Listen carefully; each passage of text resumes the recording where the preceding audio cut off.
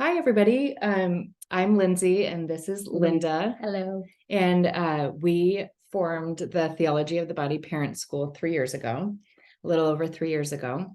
So we wanted to come on this video and just spend about 30 minutes showing you our TOB monthly magazines. Linda and I had a lot of fun just dreaming up the content of these magazines. We brought our expertise kind of together with a group of local people who were invested in this messaging as well. And we worked really hard over the first 18 months of our formation to get top-notch parent materials covering the theology of the body using the Christian anthropology standards from the Cardinal Newman Society and Ruo Woods Press. So what we did is we took those 12 teaching standards and we put them into really user-friendly mini magazines for parents to do with their kiddos. We have 5 age groups spanning all the way from age 2 to 22, and we're going to show you those today. But first, just a little bit about each of us. I come from a teaching background, so I taught for years. I have my credentials and master's in administration, teaching, and anthropology. And Linda comes from a theological and business background, and she's back in the seminary doing her PhD in theology right now. And then we pulled together a team of other professionals and experts and ran everything through our archdiocese here in Portland, Oregon. So that was kind of our process of who vetted our work and came up with all the content. So now, without further ado, we want to just show you that if you were to go to our website after this presentation, which is tobparentschool.org, and you just email us, so you can get to our email on that website, or if you remember, it's info@tobparentschool.org. And if you were to just send us a message and say, I would like an info kit, this is what we would put in the mail to you tomorrow. And these are really helpful because it gives you a perfect sampling of everything that we have done. So we thought that what we would do tonight in our 30 minutes is just open up this sampler packet and go through one sample of each age group. So we'll go through the magazines from littles, kids, middles, teens, and then campus, one at a time. So if you were to order TOB monthly littles, you would get a packet of 8 of these mini magazines. So they are 8 pages in length. They're meant to be small consumable products that a parent can do easily, even in one evening, or maybe over the course of a month, in little bits and pieces with their child. You would get 8 in an order. And so what you would get in the promo packet is just one of the littles to show you kind of what it looks like. So first we're going to open up littles and just talk about that for a few minutes. And this again is for ages 2, 3, 4, and 5. So every littles starts with every single issue, and this goes for littles and every age group above it. It's going to start with that Christian anthropology standard on which the entire issue is based. And so you can always draw back to this piece right here. Our body and our soul are unified. The body reveals the person. So that would be the theme of this entire issue. And that is something that travels throughout each age group. So for this particular issue, which is issue number 4 of littles, you're going to have the same Christian anthropology standard and the same theme for issue 4 in every age group that goes older. So let's say if you have a 2-year-old and a 9-year-old and you get littles and kids, if you're doing issue 4, you're covering the same theme and the same topics at the same time. So in littles, we always start with the theology, and we broke it down as easily as we possibly could for a parent with a little to really understand. Then we always have a section here, the main points that the parent is going to end up uncovering with their child in this issue. And then here, this is a feature that a lot of children's magazines will use, and it's find these pictures on the following pages. So it makes it kind of fun for the child to look for this image or this image on the coming pages. Then after that main intro page, which is going to be structured pretty much the same in all 8 issues, you have some activities to do, child and parent together. So this is just an example of one activity. The littles are very colorful and engaging, and we use a lot of photos, and we use a lot of real people and images because children really connect to that. So this one is identifying, feelings on faces and how those expressions reveal what's going on inside in our soul, because that's the theme of this issue. We've got then another activity, and we like, especially with the kids, to have the kids take, pencil or pen to paper and do a lot of drawing and writing. Littles can't do as much, but we do put at least 1 or 2 things in each issue where they can kind of doodle around. And so here is an example where they're going to explore, their body expressing something good that they can do, revealing something good from their soul. And then down here, maybe their soul is troubled and experiencing, the body doing something not as good to express what their soul is feeling inside. This is probably our favorite page from this issue. And as you see, it's just full of pictures. But what we tried to do was capture images, and we're asking the parent and the child together to identify what is an image of dignity, who in these pictures has worth and dignity. And the point really is to go through all the photos and say, everybody does, all of them do. And we have all different races. We have, poverty and not poverty. We have a baby, and then down here, the baby in utero, which is always helpful to have these images showing that, hey, they look exactly the same. The only difference is that one is on the inside and one is on the outside. Because honestly, the kids are just not seeing that, right? They're not seeing it. So anything from your end? This guy, or should I wrap up littles? The worth, I think, is just to highlight for and have the children ask questions. And they would like, I could see them asking lots of questions about this. The mom or dad could say, that's what you looked like in mommy's tummy. And then talking about maybe, special needs children, because, we have lots of friends that have special needs. They have equal dignity. Mm-hmm. So having those conversations and having the children look at these pictures and then see what the children bring to it. Mm-hmm. What kind of questions are they going to ask? And then it gives the mom and dad the opportunity to say they are fully valued in the eyes of God because they're made in God's image and likeness. Mm-hmm. So that's a beautiful tool for the parent and the child to come together. It also can indicate to the parent where the child is coming from and their level of understanding about a person and the value of each person. Yeah, it almost seems too simple to just show children a bunch of pictures and expect great things, but really, that's where they are developmentally at that stage. And then that's what they relate to is pictures and faces and images. And we don't have those stimuli as parents to start the conversation. That's what's missing. And so that's what this provides. It really is simple. You could do a lot of this yourself, but where do you have it in your home? Where do you grab the stimuli to start the conversation? So that's why we love. And it's not on a screen. Yeah. You can hold it in your hand. Yeah. Put it in your purse. And then, next activity, again, on value, worth, and dignity. We talk on this page about identifying, objects we use, but people we love. We do not use people. We could love an object if it's ordered properly, but we would never use a person. So just starting that conversation. And then our last page on littles always ends with this same kind of format. There's always a quote from John Paul II, a story corner, and we feature a little character named JP.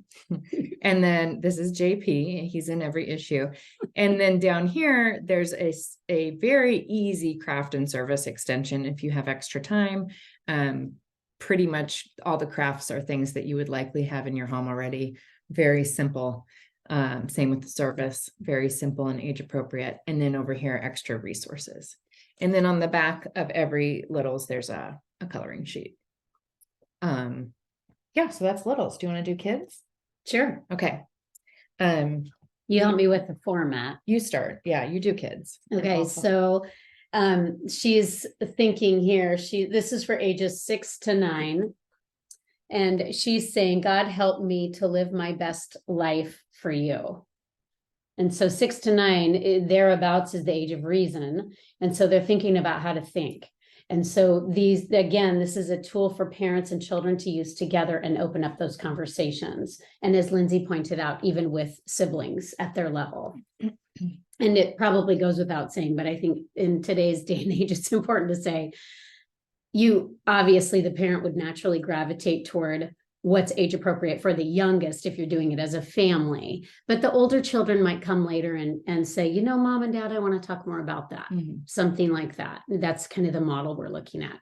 We've had a parent with multiple children and age groups work with these tools, with these mini magazines. And they did it as a family, mom and dad and the children, I think 4, very successfully. It was very easy and just opens up the conversation. The mother and father are, as the first teachers of the parents, are able to guide the conversations, but then the children engage, and it's really fun too. And it's positive. It's beautiful. So inside here, a lot of this issue in particular this is issue 5 of ages 6 and 9. And a lot of it is about making decisions and discernment. So with the format, do you want to walk them through the format? Sure. So format on the inside page is kind of similar to what you would see in littles. It always starts with the Christian anthropology standard, and that will be the theme for the entire issue. And this one is on making good choices and sound judgment, essentially. And sometimes people would go, well, what does all this have to do with theology of the body, right? Because it's not sexuality, and but it's so linked to that. So all we have to do is take it one step further. And, this is the foundation of making choices about our sexuality, is first learning when we're 7 about judgment and what place it has in our life. Because John Paul II would say personhood. That's the language that he uses in theology of the body. What is a person? And we're made for a relationship. And so that's why everything is about made in God's image and likeness. You are a gift, and it's about who you are as a person in relationship to other persons. And your sexuality is part of that. And your sexuality fits into that, not the other way around. Not the other way. And so then we often, at this age group, we have an interview for the parents. So questions that the child is then to ask the parent.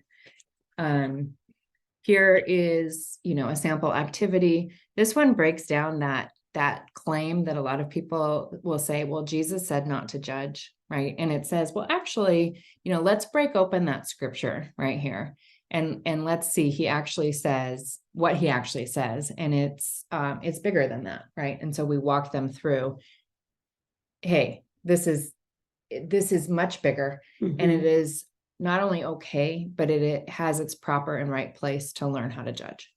And not judging people, right? Judging actions. And so this one then again breaks it down further for them. So it helps them say, like, listen, there are these different kinds of judgment. And this is like the moral relativism that we're dealing with, where people are talking about the soul in this way, when really it's, do you like soccer or do you like basketball? It doesn't matter. Who am I to judge, right? It truly doesn't matter when you're talking about which sport, not when you're talking about the state of your soul. So then we come down here and we say, but there's a different level of judgment, and that is right and wrong. So we're not going to say it's right or wrong for you to prefer this sport over the other sport. But as we get deeper into our thinking about it, we need to be able to properly identify what we're judging as right and wrong for ourselves. So we kind of help them, walk through that. Again, this is just another activity where we've likened the process of kind of taking a look at our soul, how our body is reflecting that, and how our judgment has been playing into the whole thing.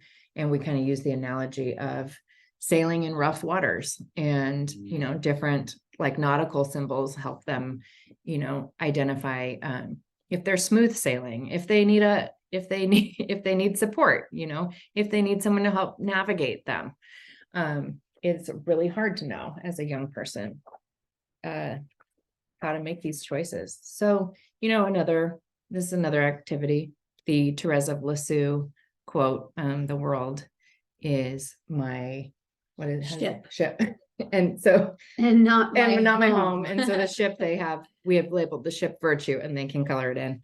And then on the back page, we've got kind of same setup as littles. And so up here, though, they have a glossary of terms, because they're getting to the point where a lot of the words that they've read earlier in the magazine are going to be new to them. So there's always a little glossary, a craft and a service extension, and then resources of where to learn more. And then there are coloring sheets also on the back for the kids. And I just wanted to give an example of one of the, like redemption is on the back of this, regaining something that was lost. So kind of defining it in a way that they can understand at their level. So it's really beautiful how it's introducing these. And this is also 6 to 9-year-olds. They're going to be receiving their first Holy Communion. And so they're going to be talking about the goodness of their soul, and they're going to be talking about confession. So they're going to be talking about all of the sacraments and how God wants them to be who God made them to be. And so introducing these words at this age is just perfectly situated, I think, for what some of them will be going through with sacramental preparation. So it's a really good tool for DREs, for anybody helping with sacramental preparation, especially for the parents, to support the parents in the sacramental preparation for the children. It's a really good tool. Yeah. Okay. Now we're going to dive into kind of what we're most excited to show you about. And that is what's newer for us, which is TOB monthly middles and TOB monthly teens. Kids and littles were published first in that order. So kids about almost 2 years ago, and littles soon thereafter. And then middles and teens were a full year later. So they're newer for people. They're still listed as new on our website, just because we haven't had a chance to market them very much. And we're real excited. So whereas you saw a lot of similarity in the layout between littles and kids, everything changes at middles and up. So here is this particular issue we love. It's number 6. This is TOB monthly middles, issue number 6. And issue number 6 for us coordinates with the Christian anthropology standards on life being a gift. So we always intro life as a gift with issue 1. We just always put it out there very first, because it's fundamental to understanding everything else. But we also dedicate issue 6 to this. And in the older ages, that plays out a lot with the talk about abortion.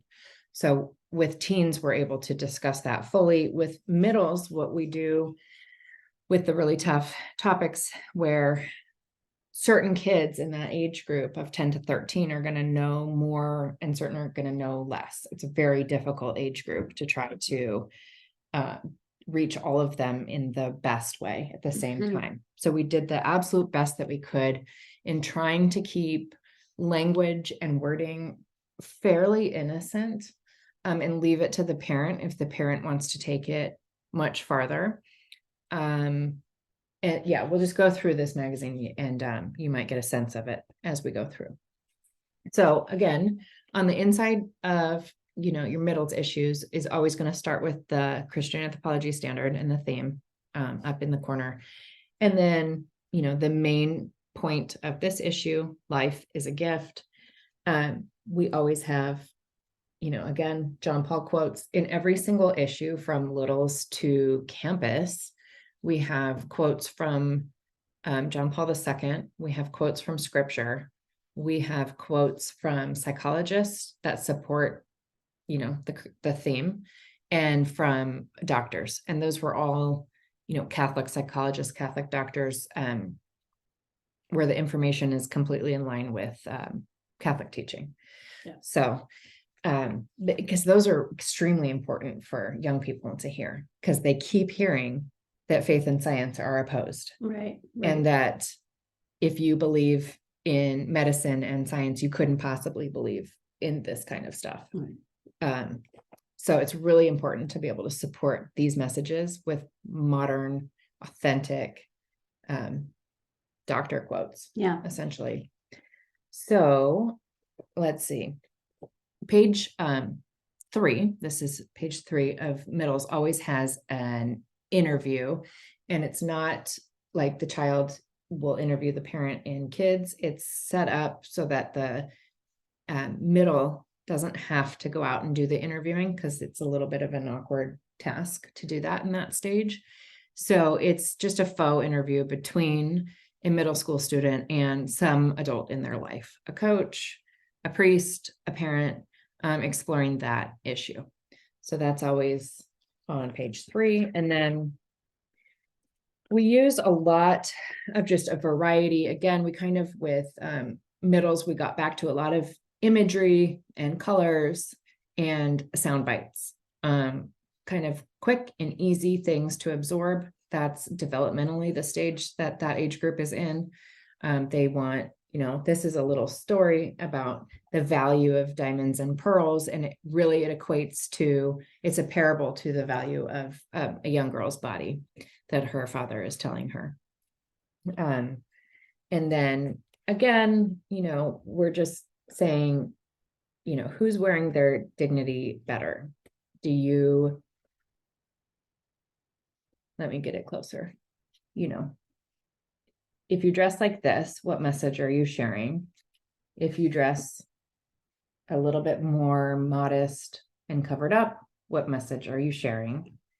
And it just starts the conversation of like, cover your midriff a little bit, and you might attract more of what you want, right? You can speak to that as a mom of a teen. I mean, I have 3 little boys, and Linda has a teen daughter going to college. So we've been perfectly able to play off of each other's experience. We cover a wide range with the leadership team of experience as parents and the culture, and trying to have the conversations with our children, because they're given free will by God. So it's up to them. But having these conversations with these pictures opens up the dialogue in a non-threatening way. And then each person can say where they stand. As a parent, you can speak to your young adult, you can speak to your teen through these tools, and they can say, you might get an eye roll, you might get a story about, oh, something was, said today that I noticed, and that maybe that conversation may not have happened had you not had this tool. So keeping that conversation open is probably the first and most important thing, is just to try to keep our kids and our young adults coming to us to have those conversations. It's not a given, but I have seen so many times where that conversation just doesn't happen. The young people and the parents don't talk anymore, and it's happening more and more. So this is a very, very good way to keep those conversations going with the value of the human person. Obviously, we are sexual beings, so it's part of it. We just mentioned, of course, but this is a beautiful message of love, that God created us in his image and likeness. And then from that message, we will have a joyful, happy life if we live in alignment with that creation, with the original creation and who God wants us to be. So anyway, having those conversations and opening those up, especially in those middle years and teen years, on into college and even into young adult life, is really key. And this helps with those. Okay, then this is, again, one of our favorite sections in teens is our like joke page. So here they can create Mad Libs. And then let's see if I get a laugh from middles, Linda. or This is middles. Did I middle. say Oh, no. Okay. And then, okay, here's the first comic. protons have mass. I didn't even know they were Catholic.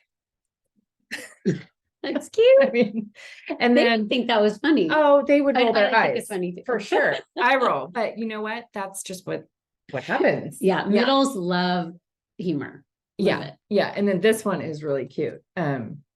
What time of day was Adam created? You want to read it? Just a little before Eve. Okay. Cute. Not it. Like we totally recognize too that we think it's cute, and we know that we're not actually going to win with middles. So they're gonna roll their eyes and inside maybe think something about it is cute and maybe remember something positive. But even the eye roll is the feedback. That's just to be goofy together, to be silly, and to be like, oh brother, there you go again. I mean, that's that communication that we're trying to foster. Yeah, because who wants to just read another boring information corner? They don't. And we're not going to print, inappropriate jokes. And so what's our option? Our option is to keep trying. Really, that's what we have to do as parents. And the eye rolls are going to come, and we just keep trying. Even if we have to be a fool for them. Yeah, exactly. We love it too. And then it always ends with, they have a prayer map.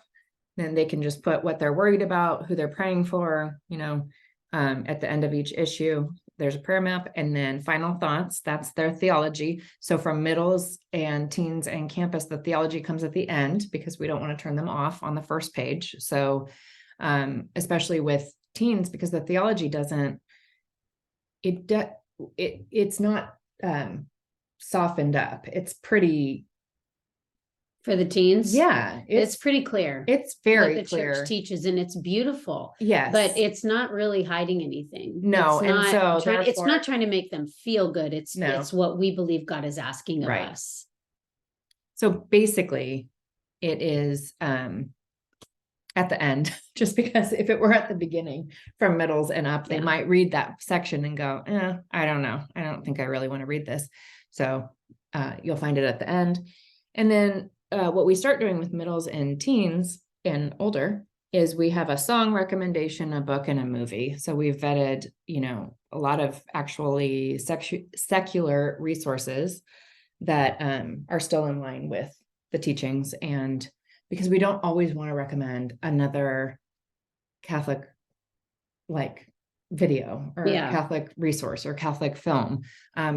There's so much value in being able to go out to what mainstream media has presented, and there's very little of it to choose from, but we have done our best to pick, what is actually acceptable, where they would be able to find virtues that align with this. And then on the backside, there's a poster. So this one, the white is not showing on the screen very much, but it's a Jason Everett quote, and it's purity is not about following a list of rules so that you'll avoid hell. It's about wanting heaven for the person you love. And so we have, just a different beautiful quote on a beautiful image. And the point is that hopefully they can tear this page off and put it in a locker or in the slip of a binder. And then they're also all on our website to download for free. If they don't do the paper thing and they want it as a screen background on their phone or whatever, they're all up there and they can be downloaded. So, and then teens, this is actually the issue number 3, and this is the one on gender. It's the one that most people want to get their hands on with each age group. So it very clearly says that you're made man or woman, and that those are beautiful gifts from God, and God didn't make a mistake making you. And here are all of the ways that your femininity is a gift or your masculinity is a gift, and how those two complement each other, and those two will bring forth the future of the world. Right. So literally. So we love teens, and we really love issue 3 in every single one of our age groups. It's where the rubber meets the road right now, especially. I'd say this and the ones on abortion are really key for people. So your sex is a gift. This is like a soft intro to the theology, and then the real clear theology pieces at the end. Again, here's the poster that they'll see on the back cover of their magazine, and it's just telling them that they can go on the website and download it to their phone. Here we have an article. We've zoomed in on the transgender issue, and we're just exposing the lies behind it, so that parents and kids can start having that conversation if no one else has told them the truth about that movement. And as you can see, there's very little space to explore. We just are giving intros. This is an intro. This is a open the door, open the conversation. Here are some of the things that are really alarming about this movement. I wanted to highlight in here, it's toxic femininity versus true femininity, toxic masculinity versus true masculinity. So it delineates it very simply, very clearly, according to church teaching. And it's super beautiful. It's really beautiful. And it makes it clear. And it's good news. Like, this is good news. We do not have to recreate the human wheel. God created the human wheel. We do not have to recreate it. And so it just makes it very simple and very clear. And then it can open up the conversation. Okay, the next 2 pages are always laid out in this way, where we have featured on one side a star, and they do happen to mostly be Catholic influencers. And then on this page, we feature a saint. And in this case, we have 2 saints because we're dealing on this issue with biological sex, so a male and a female, that both represented their femininity and masculinity very strongly. And then we always try to pick, so one of the things that I'm most proud of is that we always pick really modern art. We've worked with a lot of artists on Etsy to get rights to publish their photos, because something that's not appealing to me as a parent is to hand out kind of the outdated or antiquated holy cards to my kids. Some of them have really profound beauty because of their history and tradition, but some of them are just, they don't speak to the kids. So we really tried to look for modern images of all the saints, and then for modern stars too. So we have, Leah Darrow and Lila Rose, and here's Father Mike Schmitz. And just, here's a person who is a male or a female living out their sexuality and their masculinity in an absolutely wonderful way. And it's not toxic. It's not machismo. It's none of the things. He's a priest, right? That's a very, non-traditional for what people would think of a stereotype for a man, but yet he is so strong. He is wise and funny and kind and strong. And like, that's what we want in our young men. Yeah. Yeah. That's what you probably want for your daughter. Yeah. And that's who I want to raise my boys to be.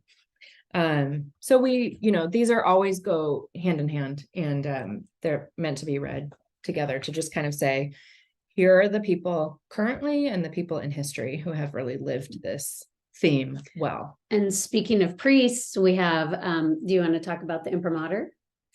Yes, I should have said it at the beginning. We earned the imprimatur for all of the monthlies in June. So just in May, just 2 months past. Yeah, just recently. Very exciting. From our Archbishop Alexander Sample out here in Portland, Oregon. And he's very excited about it. And we are thrilled to have an Archbishop who's in support of this work.